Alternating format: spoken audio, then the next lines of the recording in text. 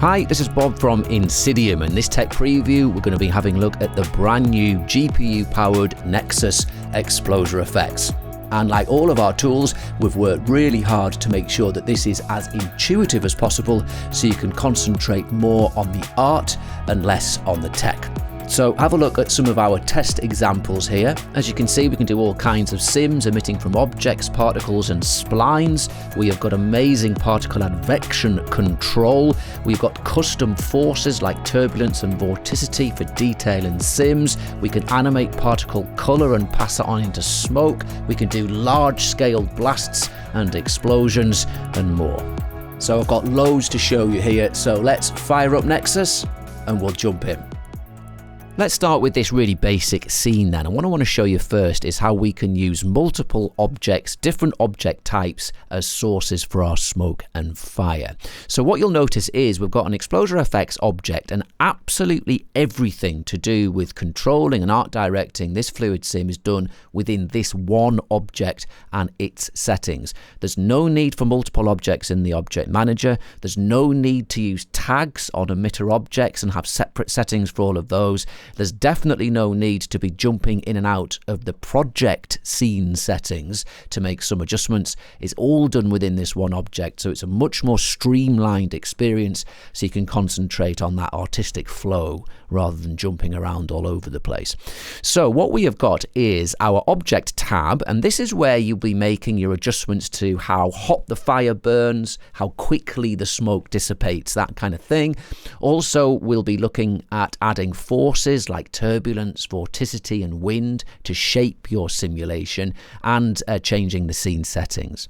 Then we have our sources tab. Now what you'll see here is that we can put as many different scene objects as we want as emitters of smoke and fire. No need for tags, and it can all be done within this one interface. So we've got our sphere in at the moment, and if we move this around in our domain, we're getting this really nice smoke and fire solve, this brilliant GPU viewport display, and that's simulating really nice and fast. That is our sphere. It's recognized that it's a polygon object, and we get certain settings because of that. We can emit from the surface or the volume and various other settings which we'll explore a bit later. We've also got a NeXus logo in our scene here. This is just a scene spline, of course, and this has been dragged into our objects list as well. So let's just carry on simulating, and I'll bring that NeXus logo into our domain, and this starts solving as well. Very good. And this now has its own settings. It's recognized it's a spline, and we get the corresponding settings. Now look, what we could do is add some velocity, so it'll transfer the velocity, the movement of the object, into the fluid. Let's put that on, say, 200%, and now when I move this around, you'll see we get that really nice velocity transfer into that fluid, and as it interacts with the fluid coming from the sphere, you see that it's interacting together. That's looking really cool. All right, that's our spline. We've also got an emitter in this scene as well, and this is on pulse mode, so let's just bring that into our domain. This is also in our objects list, of course. It has its own settings. It's recognized it's an emitter, and now we are getting those three different objects all solving as one, and all of the adjustments can be made within this one interface, so really easy to navigate and make those tweaks. In this scene, we're going to use our mocap character here as a source. And also, let me just click on our vertex map. We've got a procedural animated vertex map here, which is painting weight, which is growing up from his feet up to his head. So we're going to use all this data to create a cool sim. Let's go to our ExplosiaFX sources tab, and we're going to drag in our character as the source. Now we're going to do the quick cheaty way of doing a simulation here. We're not going to use fuel, which relies on combustion. We're just going to do the really fast, easy way. Let's take the temperature off, and I'm just going to pump a load of smoke into this sim from our character's surface. Look, we're in surface mode. So there's our smoke. We've got a wind and turbulence in the scene, so we're getting this look. That's looking good. Let's add a little bit of velocity from the object motion, which will just mean that, especially where his feet are kicking forwards, we'll just get a bit of that motion before the wind takes hold. That's looking good. So now what we want to do is use our vertex weight here, and we can do, if we twirl down our smoke, you see we can twirl down all of these, we have a weight by option. It's on none by default, so we get uniform smoke across the surface of our object. If we put it on tag, we can then drag in a vertex tag here. Let's drag that tag in. So now we're only going to get smoke emission from where we've got that vertex weight. Yeah, that's looking cool, isn't it? And it's going to spread up, and we're going to get more and more of that smoke. Very nice. So what we can also do is, before I move on, we'll do some temperature and get some flames. But before I do, look, whilst we've got this untwirled, we also have a mode, and this is the mode at which we get our emission. By default, it's on set, and this just sets the amount per frame. And this is what you'll have it on for most instances, really. Blend is a good option if you've got multiple objects in your sources window. And then we've got these two, which I want to show you. These are cool. We can either add or subtract that channel per second. So what we're going to do is we're going to use a subtract for an effect. So in our scene, we've got this sphere. There's our sphere. And what we're going to do is subtract smoke from within the volume of this sphere when it goes in. So let's go to our ExplosiaFX. I'm going to drag in that sphere as another source. I'm going to change the emit from to volume. And we're going to get rid of the temperature, get rid of the fuel, get rid of the pressure. We want nothing apart from we want smoke. So if we add some smoke. Now in the default, this is just going to add smoke from the volume of our sphere. Let's just hit play. Yeah, and now we've got smoke from that volume, which is not what we want. What we want to do is we want to subtract smoke if it goes inside this. So let's just set it to, look, subtract per second. Now hit play, and you'll see that as our smoke develops, it goes within that volume and it's subtracted. Let's just make the sphere invisible. And you can clearly see it being subtracted. Now, obviously, this is quite strong, and you can see this cutout, which, you know, may be a stylized look that you want. You may want it to be more subtle. If we reduce that smoke, it just means that it's going to remove it a bit more slowly, so it'll be much more of a fade as it goes into that sphere. And it's just quite a cool way of shaping simulations and cutting sections out to get a desired look. I really like that option to subtract that channel information. So let's just twirl up that smoke. We've finished that with that now. Let's add some temperature to this to make some flames. So we're going to put our, not to our sphere, we're going to add some temperature to our character emission. So let's put some temperature up and hit play, and now we're getting temperature being emitted from our body, which are our flames. But we can animate this in the same way, obviously. So let's just pull down our temperature. Let's put our weight by on tag. Let's drag in our vertex weight and hit play. And now we have got, yes, we've got that temperature animating on only where we've got vertex weight, which is looking pretty cool. And we've got our sphere, which is kind of subtly just removing that smoke from this part of our sim, which means we're able to get these kind of exaggerated bits at the top and the bottom, but we've kept this bit more clear. In this scene, we're going to take our disk here and put it as a source in ExplosiaFX, and we're going to create a blast here using a couple of really useful settings. So what we're going to do here is emit, well, let's just leave everything on the default for now. If we hit play, you'll see that our disk starts emitting, and we're emitting this fire, and it's looking nice, this big kind of pillar of fire. But obviously it's not a blast, it's a continual emission. So what we want to do is we want to have a blast on both the fuel, but we're also going to give it a blast of pressure as well. This is the setting we're going to use. If we twirl down our fuel, you can see that we have a fuel frame limit. Now this is just a bit of a shortcut, so you don't need to keyframe or data map this fuel value. You can do either of those if you want, but this is just a really quick way of getting a blast. So let's just give it 3 frames of fuel, quite a high amount. Let's see what that gives us. So instead of that continuous emission, we just get a blast. Yep, and there's our fuel, looking good. But now we want to give it some pressure, and we can do the same thing. We can give this a blast of pressure. So look, let's do a pressure frame limit. maybe 10 frames of pressure, and let's put this really high. I'm going to put this on, say, 500, and let's see the difference. What I'm looking for is this really nice, yeah, that's looking excellent, isn't it? So the pressure is forcing this fluid both up and down, and it's rebounding off the bottom of our container, and we're getting that really nice interaction with the floor, and then it develops upwards. That's looking really cool.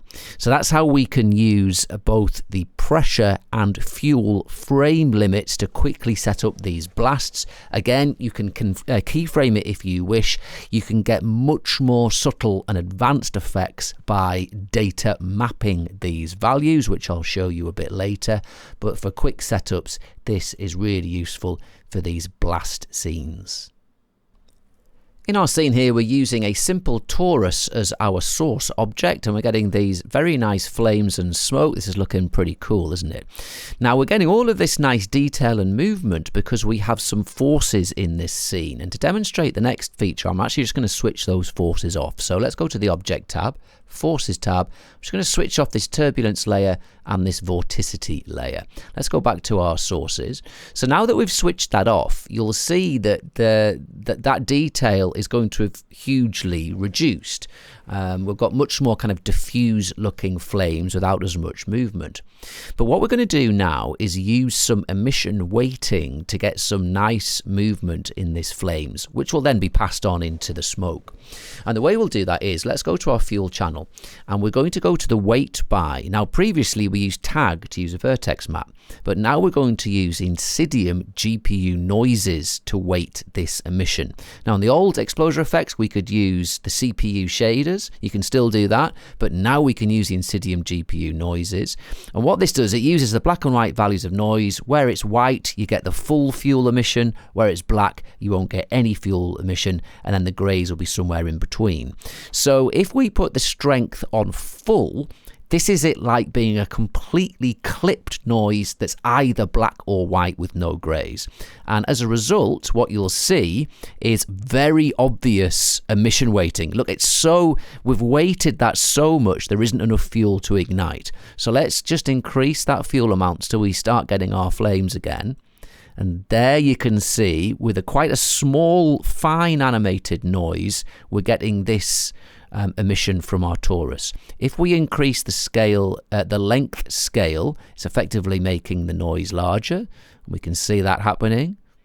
And because we have a frequency amount, that noise is animating, and we're getting this varied emission. So let's just bring that length scale down again further. So we have that really fine noise again.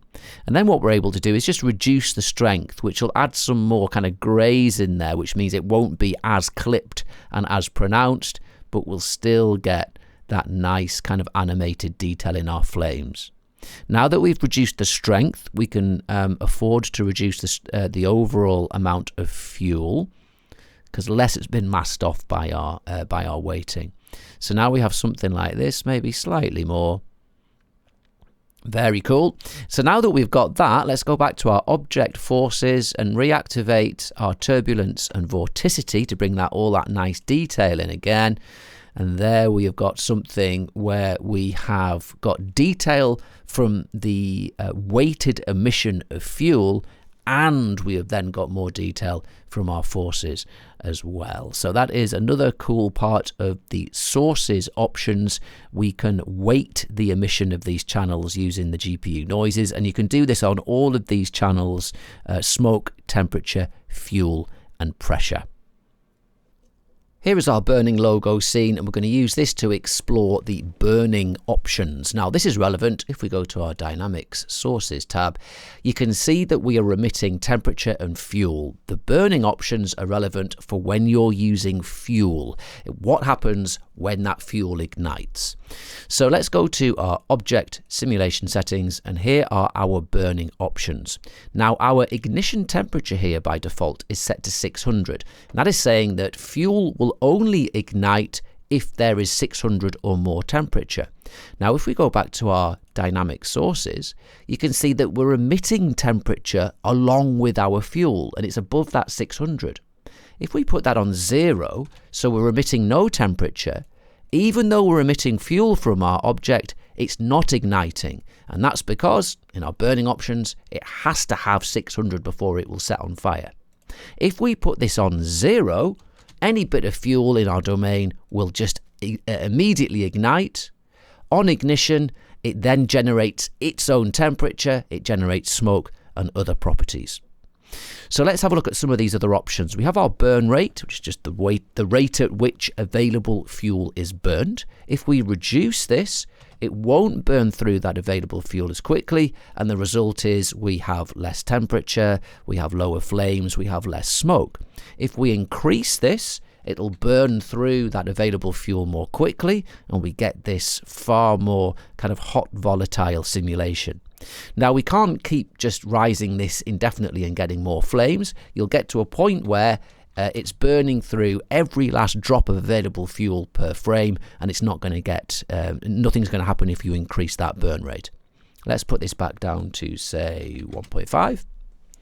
Then we have something like this. Then we've got our temperature production, which is pretty self-explanatory. If we increase this, on combustion, we generate more temperature, so we get hotter and longer living flames, much more angry. If we reduce this down, you can see, look, because we're generating less temperature, we have got smaller, less hot flames.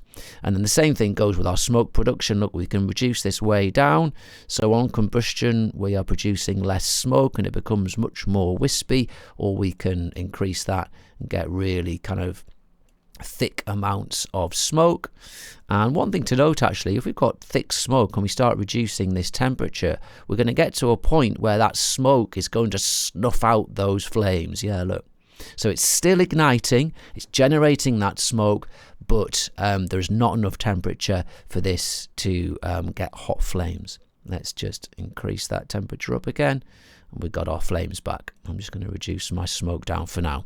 Then we've got gas expansion. Now this is useful when doing big kind of angry explosions. The gas expands more on combustion. So if we put this up to, say, 85, really high, we're going to get this huge expansion, which creates this really hot, volatile explosion. Good for explosions, not so much for kind of detailed fire and smoke scenes. So those are our burning options. Just to reiterate, all these do is control what happens when fuel is ignited. Now the rest of the settings, let's have a look at some of these other simulation options. The rest of them, we'll look at diffusion, dissipation and buoyancy. Now these do affect everything. They affect fuel, they affect smoke, fire, the whole lot.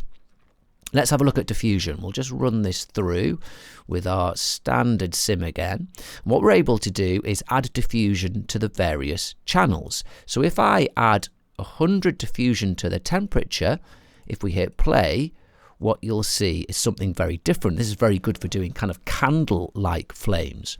And what the diffusion is doing, it's spreading out the concentration of that channel, and visually it has this effect of softening. And the way this was described to me was, imagine a drop of ink dropping down on some blotting paper and it spreads out on that paper, and that's what our diffusion is doing on the temperature. We can also add diffusion on the smoke, and that can be useful for various effects. And on the smoke, you can see the spreading of that, especially if we create lots and reduce the dissipation. But that's what our diffusion channels will do for you. Let's just put those back to the default. And then let's have a look at that dissipation. Now this is just very intuitive, really. If we increase the dissipation on the smoke, it fades out more quickly, obviously. If we decrease the dissipation, it lingers around for longer. So we can do something like that. We're getting this nice smoke. And with the temperature, this is a useful setting for our temperature, actually, because if you're happy with the heat of our flames here, but you want them to rise a little bit further in our domain, we can just reduce the temperature dissipation so they linger around for longer, or we can increase that temperature dissipation, and on emission the temperature stays the same when the fuel ignites, but they aren't able to lick up as far because obviously they're cooling more quickly. So that is our dissipation settings. And then let's have a look at our buoyancy settings. Now these are really cool. So the buoyancy obviously is dictating how our various different channels are rising and interacting with the gravity. If we reduce our temperature buoyancy, let's put it on 0.01, and that will mean that our flames, our temperature will rise more slowly. The default is 0.04, which gives us way more kind of movement in our flames. They're rising more quickly. I'll put that back down to 0.02. And by default, we have got a positive smoke buoyancy. And this is useful if you're just emitting smoke. We're still going to get some nice rising of that smoke. But what's interesting is we can generate different looks by adjusting this. And if we put this in the negative, let's put, say, -50. What's going to happen is as our temperature dissipates, our smoke is going to want to try and fall with gravity. And we're seeing it at the top of our domain here. But if we get our temperature to dissipate more quickly, you'll start seeing that because our temperature is dissipating, our smoke is going to begin falling. Yeah, look, you can see the smoke. As that temperature dissipates, the smoke is now trying to fall back down, and we're getting this kind of dry ice effect. Here it is. Look at this smoke falling with gravity as that temperature dissipates. And you get some really cool looks by adjusting these different buoyancy values. And there our smoke starts to sink down to the base of our container. Very cool. And put that back onto the default, and it'll start rising with that temperature once more. Very nice. So a huge amount of control we can get with both the burning of fuel and then also the other simulation settings, diffusion, dissipation and buoyancy, to adjust the looks of your sim. In this scene, let's take this animated NeXus spline and we'll make a nice fiery sim from it. So we'll activate our ExplosiaFX object and we'll play, and you'll see that we have got a smoke and fire sim with some nice motion, but obviously it's really undetailed. This is very low resolution. So what we're going to do is let's do a render of this. We'll hit play in our Redshift render view, and there is our render. Obviously looks nice and volumetric, but just no detail at all. Let's just let this clean up a little bit, and we're going to save that one to the picture viewer, and then we're going to improve it. So let's save that to the picture viewer. There we go. And now what we're able to do is we can go to our ExplosiaFX and we can go to the Object Simulation tab and we can activate Upscaling. So the default's just 1. Let's do the first layer of upscaling, which is on 2. And the beauty of this is it's going to run pretty quickly. Look how much detail we've drawn from it. So what it's doing, it's upscaling both the temperature and the smoke, but it is using the base velocity, which means that we get the same movement, the same shape, but in a very VRAM efficient way, we've upscaled it and made it look better. So that's just one level of upscaling. Let's hit play, and you'll see that, yeah, look, we've brought out some detail already, even though that base sim was so kind of under resolution, wasn't it? This is starting to look not bad. So that's pretty cool. Let's save that one to the picture viewer as well. We can compare in a minute. So let's not just go through them all. What we'll do is let's just jump up to the final 4 layers of upscaling.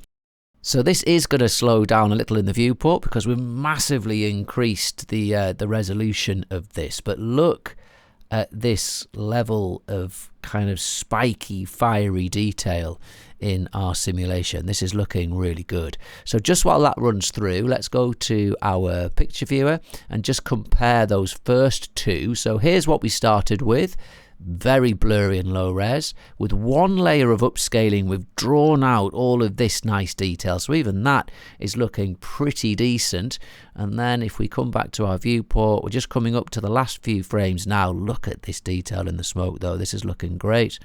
I'm always amazed what we're able to draw out of such a low resolution base sim. So there we go. Let's start rendering that. And what you'll see is the shape of this is virtually identical, look, but we've just drawn out more detail. Let's let that just clean up a bit and apply some samples to it. And we're getting some brilliant detail in this kind of noisy smoke up here. And obviously this is without even making adjustments to the redshift material. We could bring out more detail by making some adjustments now that we've upscaled this. But that's looking really nice. Let's save that to the picture viewer, and then we can compare all three. So here is where we started with no upscaling and unusable really. One level of upscaling, we've brought out that detail, kept the shape, and then 4 levels of upscaling, and this looks fantastic. So obviously you probably wouldn't start with a shot so under resolved here, I would say. You'd start with a slightly higher resolution, but even with this, once we've upscaled it in that VRAM efficient way, we've got something that's looking really good. Let's have a look at advecting particles now. This is really simple to set up, and there's loads of precise control. So we've returned to our Burning Man scene. The only difference is we've removed the fire. It's still there, we're just not displaying it.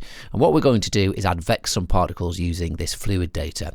So what we will do, let's just make the ExplosiaFX invisible, and we have an emitter advection here, and in the object tab we have got that set to emit from the running man, and we're using the same vertex map source, so the particles are emitted from the feet first, and then this emission animates up to the head. Now the particles have no speed at the moment, and they're not being advected, so they're just static. Let's go to our ExplosiaFX. We need to go to the Dynamics tab, to the particle advection options, and just click on advect particles, and this has the velocity set to 100% strength, so this is going to get all of its velocity from the velocity generated by our ExplosiaFX sim.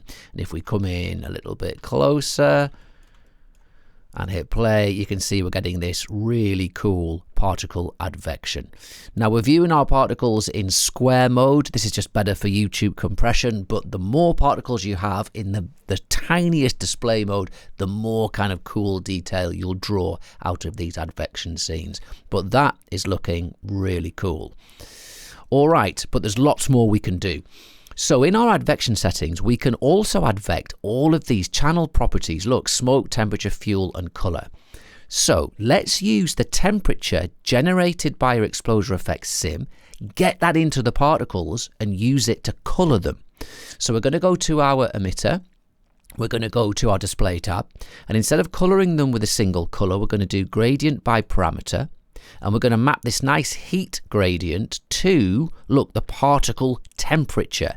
And the particle contains that temperature now because it's being advected by the ExplosiaFX. And yes, look, the hotter particles, which are where the flames are red. And as they cool off, they change color along this color gradient to near black. Excellent. What else can we do? Well, let's go back to our ExplosiaFX advection settings. We've also got smoke. Now, if we just dolly out a little bit and reactivate the drawing of that smoke, you can see that we get particles. Even when the smoke has faded out almost completely, we've still got particles, look.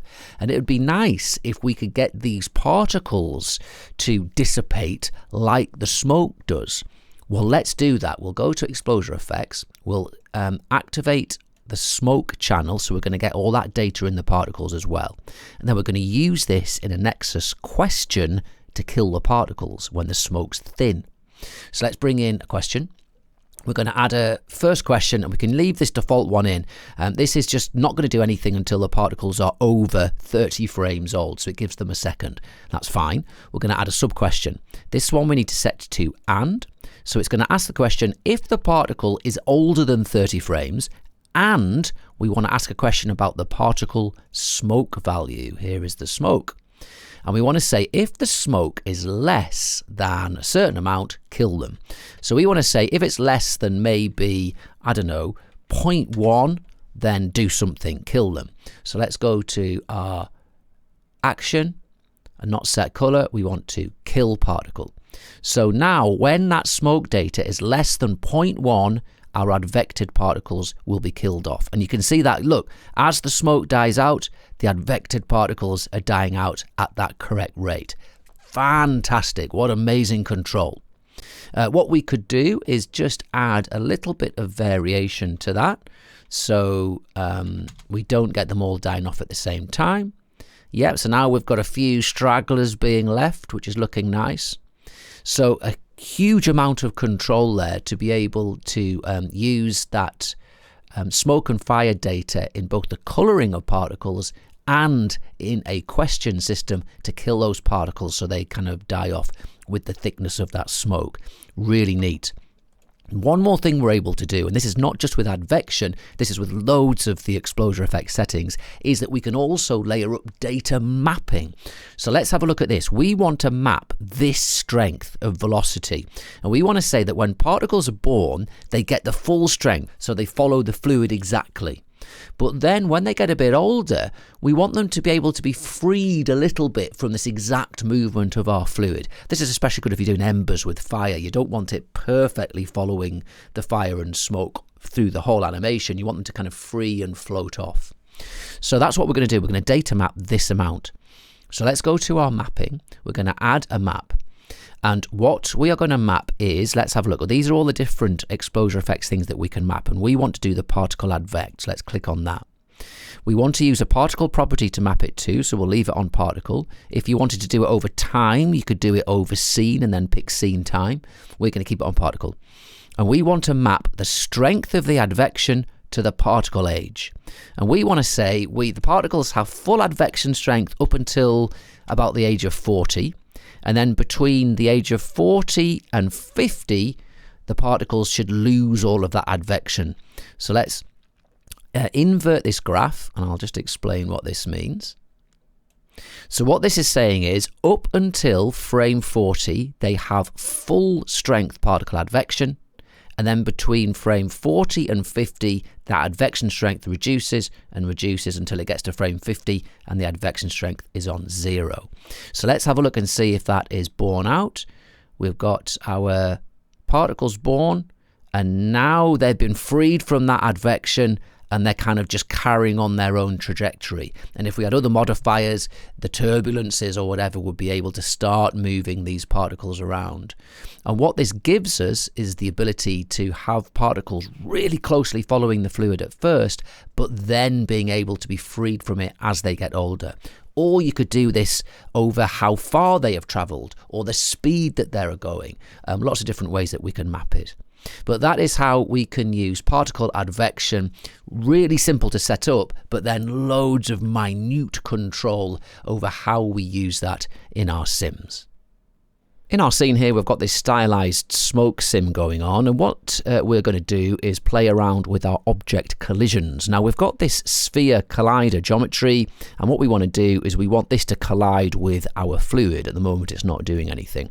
So let's go to our ExplosiaFX. We're going to go to our Dynamics tab, to the Colliders tab, and all you need to do is drag in the object that you want to use. So now if we hit play, we'll get our sim going, and we can move our collision object, and you can see, look, we're getting amazing interaction with this fluid, and the way that it pushes that fluid around and makes its way through our container looks really good. Let's make that invisible, and you can see that we've got perfect collisions, no leakages of that happening, and this is really interactive, the way in which it works. It is working absolutely brilliantly.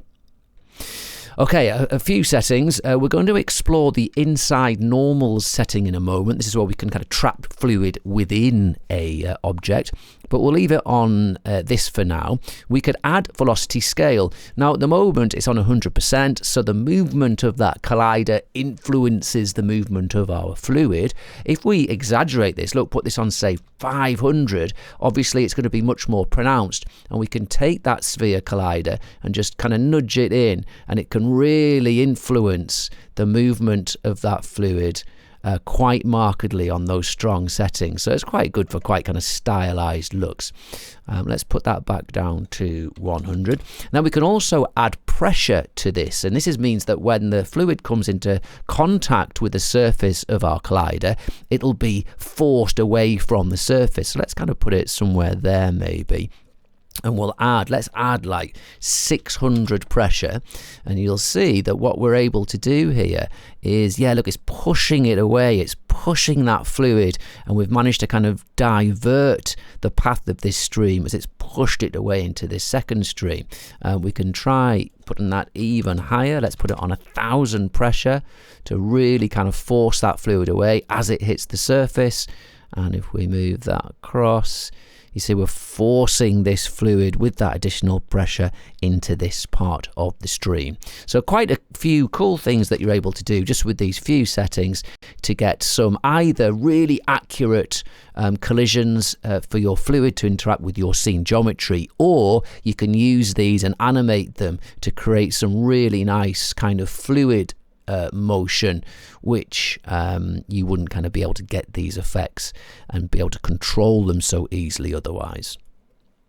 Let's explore the internal collisions now then. So we've got this fire and smoke simulation going on. It's an X particles emitter which is generating this big kind of blast of fire, and what we want to do is we want to trap this within this sweep object, and we want our simulation to occur within this spiraling tubing. So this is pretty simple to set up actually. We just need to go to the ExplosiaFX, we'll go to the Dynamics Colliders tab, we'll just drag in our sweep as is, but the only thing we'll do is we'll click inside normals. So now when we have our simulation, it gets trapped within there. Look, we've got absolutely rock solid, perfect internal collisions of our fluid within that volume. Let's just make the sweep invisible, and you can just see how perfect those internal collisions are. And we've got our fire developing, working its way through, gets to the end and gets blocked, and we get the smoke circulating. This then gets pushed on by this next blast, and we get this really nice internal collisions of our smoke and fire. In this scene, we're going to explore the brilliant new forces layering system. Now, in our simulation at the moment, this is looking very diffuse, isn't it? Almost just like a candle flame. And that's because we have no forces active in this scene. So what we're going to do is go to our Object Forces tab, and you can see that we have the new layering system, which is in a lot of INSYDIUM tools. And here we're able to layer up multiple instances of turbulence, vorticity and wind forces. Now we've got one vorticity layer here, but it isn't switched on. It has a strength of 0. So what we'll do with our vorticity, let's put this on, say, a strength of 10. And straight away you can see that we have added a little bit of detail and movement to this fire, and that's been kind of passed on through this smoke. And what the vorticity does, it amplifies any existing movement and swirliness in the simulation. And you'll be using this a lot to get detail. Now if we increase this further, say 20, we're going to get some really nice detail in this fire, but we're starting to get just a little bit too much of a fuzzy cotton wool-like look in our smoke, and we've lost that nice movement. So this is a little bit too much. If we go even further, say 25, again, nice angry fire, but we've got this fuzziness which isn't going to work for us in our smoke. So what we're able to do with all of our forces layer is we can map their strength. Now there is detailed data mapping for loads of ExplosiaFX settings in the dedicated mapping tab, which we'll explore in a moment. But just for our forces, we have brought the mapping here just so it's close at hand and you don't need to be jumping in and out of different tabs. So this vorticity, what we want is we want it to be really strong with our fire, but we want it to tail off as it goes up our domain. Now we can map this to various different channels, like the smoke temperature and fuel channels generated by Explosia. We can do it to the velocities, we can do it to the document time, but we're just going to do it with the position in the grid. So look, we can get position Y. And what we want to say is when the fluid's at the bottom, we want full vorticity, and as it goes up, we want that vorticity to reduce. So what it does is it makes the Y between 0 and 1. So 0 is the bottom of the grid, and 1 is at the top of the grid, obviously. And that is mapped to the x-axis of our graph here. So bottom of the grid along to the top. and then the y-axis is the strength of that vorticity. So what this graph is saying is actually the reverse of what we want. It's saying at the bottom of the grid there is 0 vorticity, and as the fluid moves through, that vorticity gets stronger and stronger until it gets to the top and it's got full. So if we play that, you're going to see no vorticity at the bottom, and then look, that vorticity is amplifying those swirls nearer the top of the grid. We want the reverse, so what we can do is just switch that around. So now we're getting that vorticity, yep, look, on our flames, cool, and no vorticity on our smoke. Now we want some vorticity here, so what we could do is just raise this knot, or we could just add another modifier. So let's just add another vorticity. This one we're going to put it on, say, 4.7 with no mapping, and now that's going to happen as well. So we're getting our cool fire, but we're getting that nice detail in our smoke. We can even go a bit higher on that maybe. Yeah, that's looking really nice. Excellent. So that is our vorticity, amplifying existing swirls in our grid. Let's just switch those off. Now we're going to have a look at turbulence. Now turbulence works in a different way, because turbulence will inject movement forces into this fluid movement. So with the vorticity switched off, let's just hit play on the defaults, and I'm going to ramp up the strength, and you're going to see that we're going to start kind of injecting the swirly motions based on this animated noise. And we can change that noise type. Look, these are the INSYDIUM GPU noises, and we can go with the usual ones that you'll be familiar with. I'm just going to leave it on simplex for now, because what I'm going to use this for is to create large swirls in our fluid, and then we're going to rely on the vorticity for that fine detail. So with this, let's just put it even stronger so we can make the effects really obvious. And there's our kind of large, nice animated swirling. If we reduce the length scale, obviously we're going to get a finer noise. If we increase it, we're going to get larger swirls. We can increase the frequency, so those swirls will animate more quickly. Reduce that down to near 100, how it was, and we're going to reduce that length scale back down to maybe 370-ish. Now we do have octaves which can add detail to this noise as well. The greater the octaves, the more detail. But as I say, we're going to rely on our vorticity. You can see there's more detail in those flames now. But we're going to rely on our vorticity for that. So I'm going to actually put the octaves off. So we're just going to get these large scale, quite diffuse looking swirls. But now we've got that, if we now introduce our vorticity, we're going to get the best of both worlds. We're going to get that really nice, fine noise, but look at the way in which we're getting these swirls, which are creating kind of like these really nice windy gusts in our simulation. That's looking really cool. I think actually with our vorticity, we could reduce that just a little bit, so it's not quite as strong, but that's looking really nice. Okay, let's have a look at the final force type, and we can bring in a wind object. Now by default, this wind is just going to blow the fluid in the plus Z direction, but we want to actually adjust it manually. So you can just add a wind object, which brings in a wind object into our interface here. Look, we've got this fan, and we can move that. Let's blow it in this direction. That'll be in the plus X. All right, so now when we hit play, we have got our wind, and look, if we put our strength up to say 100, we're getting our turbulent movement, but our wind is blowing our fluid over in this direction. Of course, we can add variation to that wind as well, which will make it feel a bit more gusty along with that turbulence. So from what was an incredibly diffuse, smooth looking sim, we've generated this really cool, noisy and high detailed sim just by layering up our forces. Very nice indeed. So just while we're here, let's use this same sim just to explore a little bit of the options that you've got within our separated out data mapping section. And within this, let's just add a map.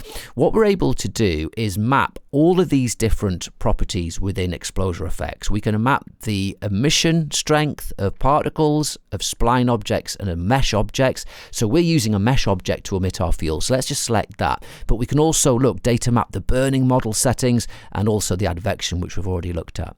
So let's just do our mesh emission strength, and what we want to do is do this over the scene time. So let's put the destination on scene, and we want to map it to the document time, and the thing we want to map is the emission of our fuel. So let's stick this on. Now if we wanted to get our fuel to be pulsing this fire on and off, we could just go to the dynamic sources tab and do keyframes for our fuel, but the data mapping means we can do it procedurally. So let's say that we want our fuel not to be emitted at the beginning, but for that emission to kind of fade on. Well, what we could do is say at frame 30, between frame 30 and 60, we want our fuel to fade on. So from nothing, look, we've got no fuel, and then at frame 30 we get more and more fuel up until 60. It's emitting that full fuel amount, so that's working quite well. We could change this curve so that it ramps up the emission but then goes back down to nothing, so we just get a kind of a pulse of an emission. Let's bring it in like this. So we get zero emission. As the time progresses, we get that blast of fuel, but then it fades out and stops emitting. Let's see if that happens. So we get none, we get our fuel, and then it stops emitting. Very nice. We could also, look, if we put this on cycle, it'll just continually go through this map. So let's have a look. Fuel, and then it comes off. And now look, we're getting a pulsing of the emission of our fuel, procedurally done via this data mapping to document time. Very nice. So huge levels of control, all as artistically intuitive as we've possibly been able to make it, and you're going to have an awful lot of fun. But the main takeaway from this section is our amazing new layering system of our scene forces to kind of art direct the flow and look of your fluid sims. We can also use NeXus Modifiers to affect our simulations. So here we've got a nice fire and smoke stack going on. What we want to do is use this NeXus Attract object. Here's the target. We want to use this target to help direct the flow of this simulation. Well, all we need to do is go to our ExplosiaFX. We can go to the Dynamics, Modifiers tab, and drag in any modifiers we want to use here. So let's drag in our Attract, and if we hit play just with it here, we should see that the flow is going to be attracted towards our target. Yes, that's working. Now, because all of the fluid is being attracted towards that target, we're actually losing some of that detail that we had. So with this active, let's just pump in more vorticity and more turbulence. So we'll go back to our forces and our vorticity. Look, let's put that up to, say, 35. And let's put loads of this simplex turbulence in here, maybe, I don't know, 45 strength. So now what we're going to have is a really noisy, chaotic sim, but we're going to be able to quite precisely direct its flow using our NeXus Attract modifier. Very cool. We could also use this with wind as well, and what I like to do is use the NeXus wind. Let's just jump into another scene. So here we have our NeXus wind, and the reason we're going to use this one instead of our inbuilt wind within NeXus ExplosiaFX is we get the brilliant von Karman mode, and this simulates realistic gusts. So what we want to do is blow our smoke over in this direction in our domain. So we've got our NeXus wind pointing in that direction. It's in von Karman mode, and we've got some of this turbulence, which is going to give us those nice gusts. So let's go to ExplosiaFX, Dynamics, Modifiers, drag in our wind, and now when we hit play, Yes, look, we're getting that really nice von Karman wind, and the reason I like this is you can see we get this kind of random gusting, and that can be adjusted with our friction velocity and our turbulent strength settings, and we can get some really cool random looks. So it gives you a bit more functionality, but also if you're simulating particles separately in your scene using the movement from this wind, it means that the movement of those particles and the movement of our smoke sim will work coherently.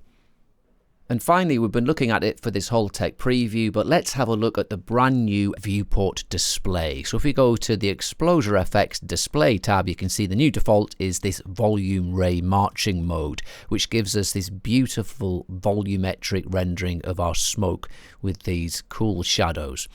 Let's go to our settings. Now, the ray max steps increases or decreases the resolution. So obviously lower resolution won't look as good, but will be quicker to simulate. To be honest, it's so fast you can get away with having this pretty high, really smooth smoke with shadows there, and it simulates really fast in the viewport. We have got an ambient light. Now the ambient light reacts with the smoke itself, so just so we can look at that, let's just switch off the flames for the moment. So we're just looking at our smoke, and we can change the headings. So if I animate the heading of this, you'll see once this plume develops, you'll see that we get this really nice shadowing. You can see that volumetric shadowing as we change that heading. We can adjust the pitch as well, and then we can give it a tint. So let's just give this light a tint because it'll help demonstrate some of the smoke settings above. We'll make it a bit pink like that.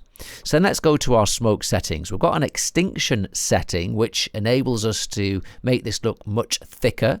Now this isn't changing the simulation itself, it's just changing how it's being rendered. So we can have it thick or we can have it really thin and wispy. Let's put it back to around the default of 100. Then we can tint the smoke itself, not just the light. So let's make this green. And then you can see those darker bits are now green. So let's have a look at the smoke albedo. This is effectively the reflectiveness of this volume. So if we increase the albedo, make it more reflective, we're seeing more of that light color coming through, that pink. If we reduce the albedo, we are seeing more of that smoke color because the light isn't being reflected and we're not seeing it. So let's put that back to our defaults. And then we have a smoke scatter anisotropy. Now this is the direction at which light is scattered when it goes within the volume, and it will bias towards or away from the light source. Now this can be left in the default for most situations, but if we put this really high, we can achieve these really nice backlit effects. Once we get around to the right angle, something like that, and we get, yeah, look, we get these really nice kind of haloed smoke volumes. That's quite a nice look should you wish. Right, let's just move that back and we'll put that back to the default. And let's just get rid of those colors and we'll have a look at our fire settings. There's only a couple, but what we're able to do is we've got two different ways of displaying the fire, which kind of mimics what happens in the real world. We have our hot soot intensity, and if you imagine this is the hot soot that's glowing that when cools then becomes the smoke. And then we also have the hot gas intensity as well from burning the fuel. So you've got two different settings mixed together, give you that kind of realistic flame look. With the hot gas mode, you can either use the black body to colour it, which gives you realistic colouring dependent on heat, or you can do a manual colour like this blue. Let's just switch off the soot, increase that, and there you can have kind of blue hot gas burning, I guess, to kind of mimic like the burning of natural gas, that type of thing. Let's put that back onto black body. and bring in that hot soot one again. So that is the basics of our new display. It looks great, and it makes it much more fun to mess with in the viewport if you've got a display that's giving you nice results like this. Very cool. There's some diagnostic tools as well which are available. First of all, if we go to the draw mode, we can go to the older volume slicing mode, and there's all these different channels that we can display. Let's just put it on smoke. So this is really quick to simulate as well, but obviously not as good as the ray marching. We don't have that nice volumetric lighting, but not bad. If we go to our speed mode, I quite like this because what you're able to do is work out the speed of different parts of the simulation. So we can see, look, the fastest moving bits are red. So let's say we wanted to data map a strong turbulence just to the fast moving bits. We would know that we'd need to map it, look, to this speed max value that we've set here, 354. So it gives you good information when you wanted to do things like data mapping. Let's just switch off that display completely and go to our viewport HUD, where there are some useful options. We can draw the voxel grid, which gives you an idea of the resolution, which I'm sure you're familiar with. We can draw the adaptive bounds. Now, the adaptive bounds are incredibly smart in this solver, and you can see just how efficient this solve is with our adaptive bounds really kind of hugging close to that advected fuel. So that gives you a nice idea of the adaptive bounds, and if you need to make adjustments to that bounds, you can see exactly what's going on. And then we've got a couple of options to display the velocities within the grid. If I click on these draw velocity trails, you'll see that we get velocity trails showing us the various values within that grid. So those are the diagnostic tools to use in the viewport HUD, and that's the basics of our new display options. And the big headline really is this brilliant volume ray marching viewport renderer, which gives these really nice and quick results. So that was a long video, but that's just some of what this amazing new tool NeXus ExplosiaFX can do. Keep an eye out on our socials. These new features are coming soon.